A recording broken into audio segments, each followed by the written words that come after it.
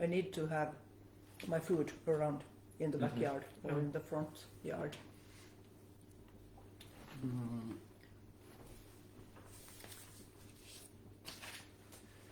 Do we film it from that? Yeah. So I think we have to carry on this way. So now we're live again. Okay. I'm sorry. I hope you're still here, and I hope you can see us. We. Shall I move the candle? Yeah.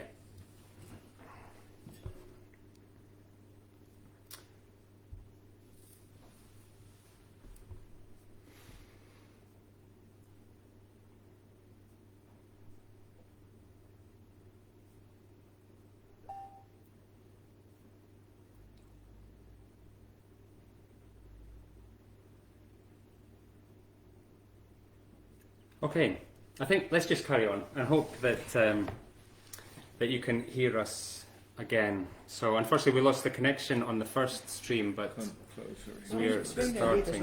Nej, jag kan komma här. Så, joo. Yeah. Närmare, joo. Yeah. Joo. Okay, so I think we got lost with the cattle. So then we started to Yes. talk about the apples. Oh yes, yes. And the thing was And the that apple blossom. in the springtime when we welcome the pilgrims, the apple fields are in blossom, and the farmers grow a lot of apples here because the fields are small, and it's okay to have apples or plums or that kind of things, special things on the small fields. So we have a wonderful apple blossom time in the spring, mostly in the end of May, but it of course depends on the weather, as everything. And then in autumn we have a wonderful fruity time. Yeah. The trees are full of fruits, and here is a lot of apple farms. And actually the biggest organic apple farm in whole country of Finland is in Pargas, in the Archipelago. Up to. Is it organic? Yes, it's organic. It's organic, and it's the Yes, biggest organic yes. apple farm in Finland. So we really have a lot of apples, and of course we have a lot of plums, and then we have the wild berries. We don't have any wild berries to pick in the spring, but later in the autumn we have. Right now we have those lingonberries, which are red and beautiful. Will you show them to the camera? Yeah. And we Where can is the camera? we can Yeah. pick them in the forest, not on anybody's backyard or front yard, but in the forest. It's free to pick them to eat, and they are just nice. Some farms make their own apple juice, and you can buy some bottles of apple juice in the small farm shops, which you find all over in the villages. So this is it. So this is from a farm shop. I bought it this morning. Skål. Skål. Skål. Yum, yum, yum. It's very fresh. In the whole Pargas we have more than 50 small farm shops all over beside the roads. They are not marked in English, so you have to use some translating. They have the Finnish and Swedish names, so you have to understand or ask the local where they are they open, what do they sell. But in the local farm shop you get the most fresh things to eat, as bread, eggs, fruits, Potatoes. potatoes of course. Yes. Of course, Yeah. potatoes. And there's a few beside the path. There's a few quite close to the path. Yes, Not very of many, course. but there's a few. There's a few. And yeah. then you take the things that you want, and there's a sign how much they cost, and you put the money in a box. In a box. Yeah. Yeah. Mm. So it's It's based a- on trust. Yes. Yeah. It's a nice way to buy your fresh local produce, and the locals use them very much. And here we have very good local beer quite close in Kaarina, Turku, in the Åland Islands, but here in this part of the archipelago we have very good cider. Yeah. At least 3 different small producers making different kinds of cider. So we have one maybe to taste later. Yes. Yeah. It's because of the apples. We have so many Yes. apples. Yeah. And they're also quite different types of ciders. They taste Yeah. different.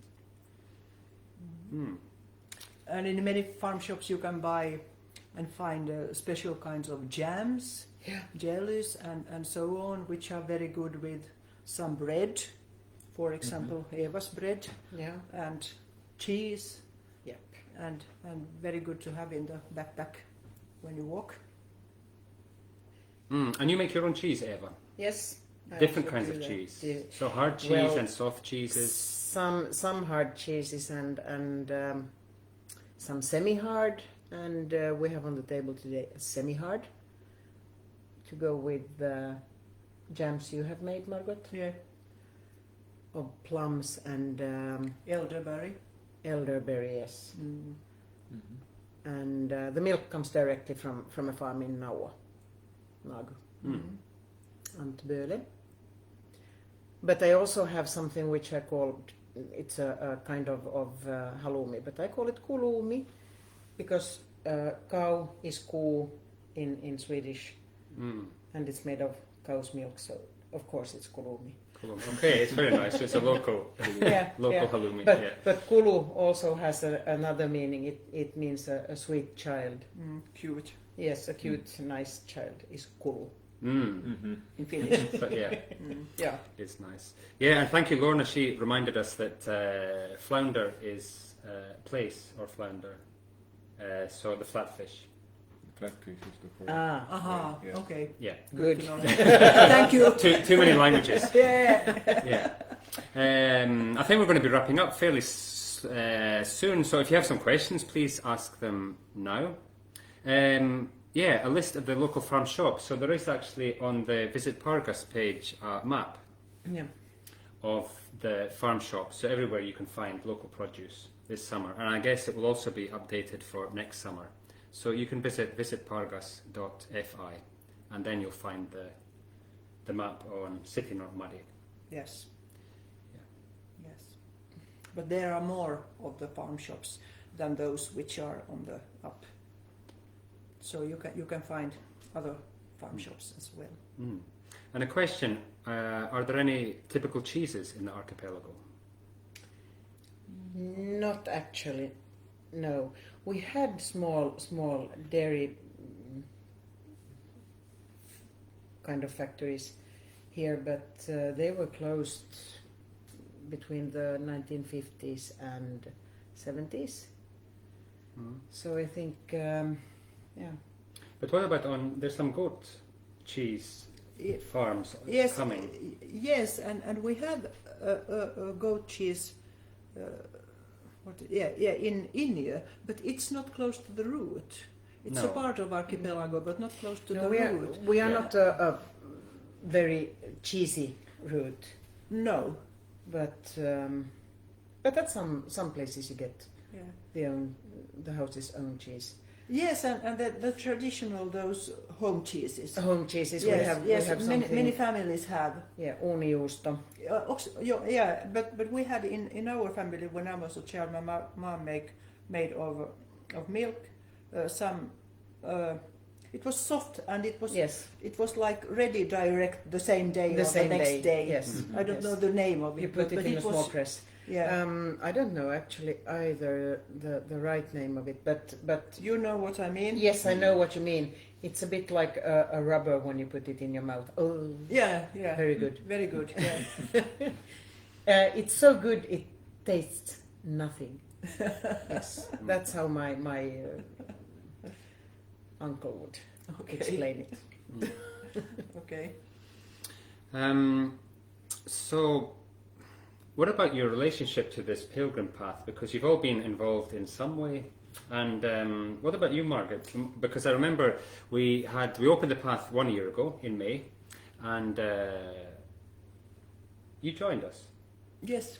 to walk a little part. But the little part ended up being many days. Yes. What happened to you? Do you want to tell? Because I think it's quite a nice story about sometimes people who don't know about pilgrimage or doing these longer walking trips, but it kind of became natural for you. Yeah, it was very fun in a way because the route goes quite close to my home, and it was the big opening last year, and I knew that the pilgrims would be there close to my home the special day, and I like to join them for a short trip, and that's what I was going to do.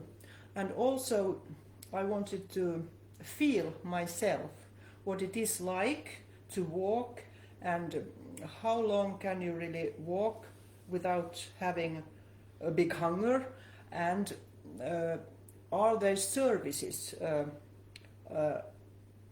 enough on the route. That was the things that I wanted to check out. And I walked one day, and then something happened actually quite quickly. I can't explain it, but something like that. When I walked there was a lot of people, maybe 12, 15, I don't remember. I didn't know any of them except you. And everybody had the same route, the same like goal, or vad heter målsättning? Goal, to go to.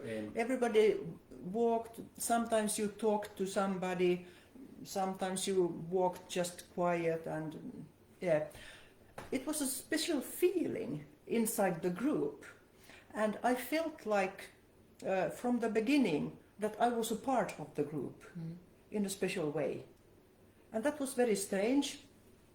When we came to the end of the day one, we were in Korpu, and I thought I should go back home now, but I don't want to. I want to continue for one more day. And I was thinking, what shall I do? And my son with his family lives in Korpu Island, and I called them, can I come to you to sleep? Yes, it's okay. Do you have some clothes to borrow to me, because I didn't have. Yes, so I could borrow some clothes, some warm clothes, so it was going to be a little bit cooler next day.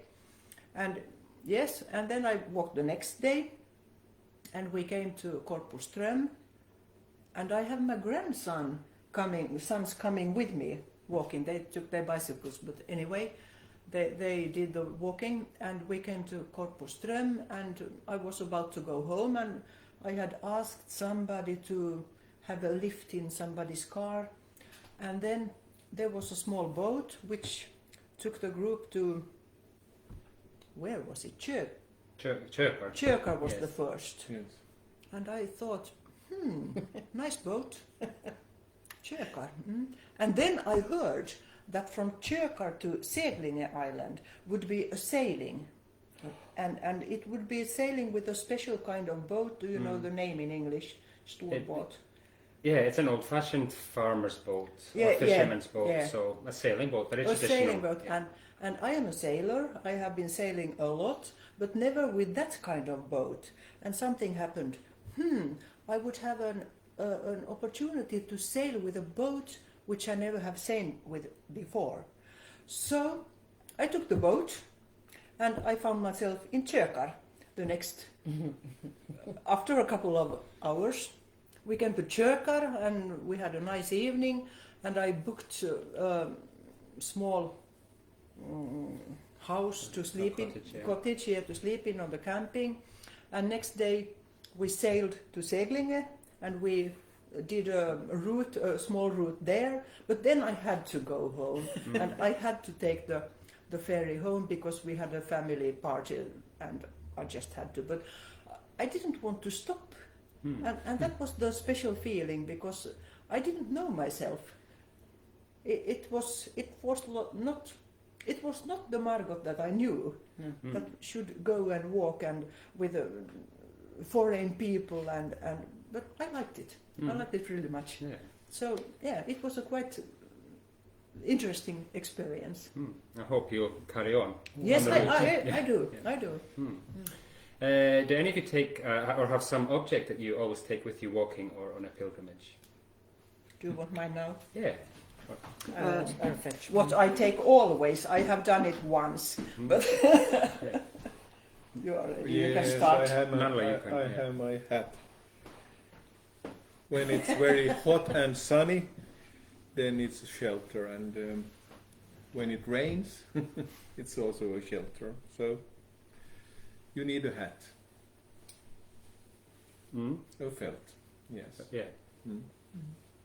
it's necessary. Nice. 2 things. Toothbrush and what is nail scissors. Nail scissors. Yeah. These. Yeah. And me, I would not go very far without the Finnish rye bread. I would have a big bread in my backpack or small pieces, but rye bread and potatoes are the things that keep Finnish people going, moving. And there was a bread. The soldiers, Karoliner soldiers, walking from. There were a lot of Finns also walking from towards Trondheim to because it was a war, and there were soldiers going to fight in Trondheim, and they had a rye bread. Oh, sorry, they had a rye bread with them called sukariebröd. And they were like small pieces of sugar made of rye also. Rye. So maybe we should have some kind of sukaria bread. It's a very good idea. Yeah. And perfect. So I think this is a very nice connection back to, very old times, very traditional ways of eating that also fulfill a modern need. And you can get these all here locally and fresh and tasty, and in places like here, like Matmalmen. Yeah. You can still comment and write questions, and we'll answer them also later in the week. But I think we're running out of time for today. So there was also a question yesterday, we haven't had time to answer it today, about the package tours or guided tours, but we'll answer that tomorrow. And tomorrow we're going to be in Nagu, so we're crossing with our first ferry. Many bridges on the way as well. The theme of tomorrow is where to stay, and actually we're going to stay on a farm, so it's a perfect connection to today. We'll also be meeting one of the authors of a Finnish guidebook about St. Olav Ways in Finland. It sold so well, it's now on the 3rd edition, and it only was released in the spring during Corona, so it's fantastic. We'll also be talking to one of the people, a kayaker who takes kayak tours, but we also have sailing tours, ability to use rowing boats, and then also walking tours. So we'll talk about that tomorrow. And also a very special person or family, the one that had a big vision of making the trail in the first place. So they had a dream and a vision, and I think it's a nice story that if you have a big enough dream, then it actually becomes reality. So we'll be meeting them tomorrow in a very aptly named island in Nagu called Biskopsö, or Bishop's Island. So we'll hopefully have nice weather so we can have views of the sea, and also talking about sauna.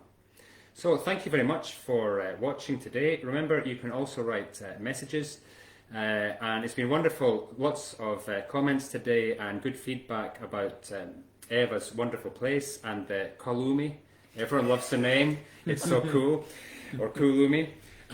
Also thanks to Elias, who's been doing the camera, and thank you for watching. Apologies about our technical problem, but I think we got it back, at least partly, in the end. So thank you. See you tomorrow. Bye-bye. Bye bye. Bye bye. Nu behöver vi äta.